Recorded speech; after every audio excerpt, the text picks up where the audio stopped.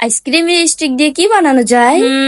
Follower পট, অবশ্যই এখনই বানাবো ফলোয়ার পট। আর এই স্টিক গুলো মাঝখান থেকে সমান করে কেটে নিব, গ্লু দিয়ে এক এক করে এখন লাগিয়ে নিব। যে কোনো কৌটার মুখ্য দিয়ে লাগিয়ে নিতে পারবে।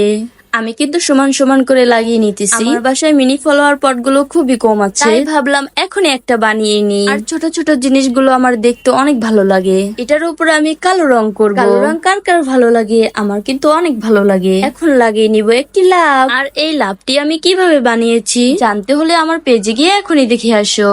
আর এখন দিয়ে দিব ছোট ছোট করে ফোম। আমার কাছে দুইটা কেলে ছিল, এখন এই দুটোকেই মিক্সড করে নিব। ফোমের উপরে আমি আঠা লাগিয়ে নিব যাতে কেলেটা ছুটে না যায়। এখন কেলেটা লাগিয়ে নিব, তারপর একটা একটা করে ফুল লাগিয়ে নিব।